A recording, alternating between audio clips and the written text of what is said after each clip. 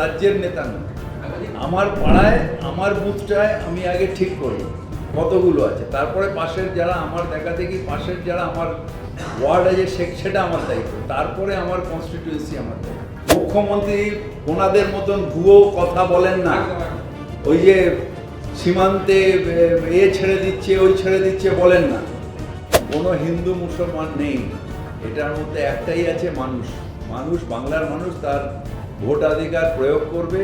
আমার বাংলার ভোটার বাংলায় ভোট দেবে, বাংলা মানে আমাদের পশ্চিমবঙ্গে যারা থাকেন তারা দেবেন। আমি বড় নেতা হয়ে এদিক ওদিক ঘুরে বেড়াচ্ছি আর আমার পাড়ায় ভুয়ো ভোটার রয়েছে, আমি আমার পাড়ার বুথে হেরে গেলাম, সেটা তো আমার লজ্জা। ইলেকশন কমিশনের নিরপেক্ষ হওয়া উচিত। কাউন্সিলররা সবাই নামবো, আমিও নামবো। না না, আমার পাড়ায় আমার আমার আমার আমি সারা রাজ্যের নেতা নই, আমার পাড়ায় আমার বুথটায় আমি আগে ঠিক করি কতগুলো আছে, তারপরে পাশের যারা আমার দেখা দেখি পাশের যারা আমার ওয়ার্ড আছে সেটা আমার দায়িত্ব, তারপরে আমার কনস্টিটিউয়েন্সি আমার দায়িত্ব। আগে নিজের পাড়ারটাকে ঠিক করতে হবে। আমি বড় নেতা হয়ে এদিক ওদিক ঘুরে বেড়াচ্ছি আর আমার পাড়ায় ভুয়ো ভোটার রয়েছে, আমি আমার পাড়ার বুথে হেরে গেলাম, সেটা তো আমার লজ্জা। দাদা, ইতিমধ্যে বিজেপির নেতারা রীতিমতো আসন নিয়ে পড়েছে, একদম ভোটারগুলো বলছে হিন্দু ভোটারদের বাদ দেওয়া হচ্ছে, এই লাইনটা বারবার দাবি করছে কেন? কোনো হিন্দু মুসলমান নেই, এটার মধ্যে একটাই আছে মানুষ। মানুষ বাংলার মানুষ তার ভোটাধিকার প্রয়োগ করবে এবং যারা অরিজিনাল ভোটার তারাই ভোট দেবে। এই প্রয়াস গণতন্ত্র যাতে হরণ না হয়ে যায় বিজেপির দ্বারা, সেই জন্যে মুখ্যমন্ত্রী এই প্রয়াসটা করেছেন।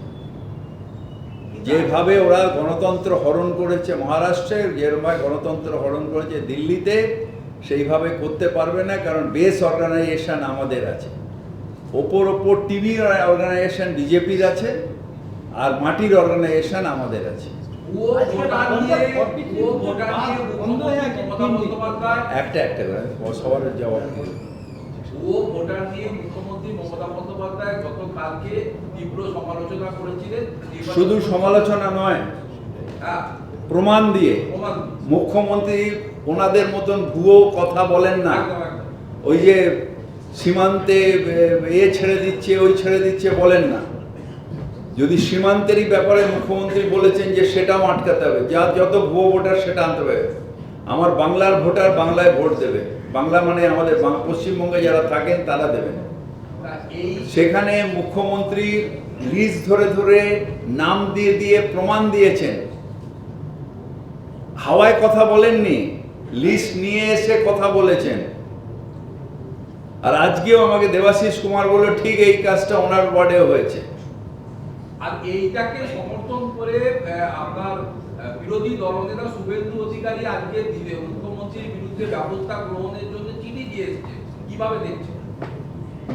এইটা দেখছি হলো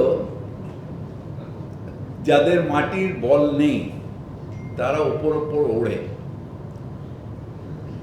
দিল্লিতে নম্বর বাড়ানো কি করবে?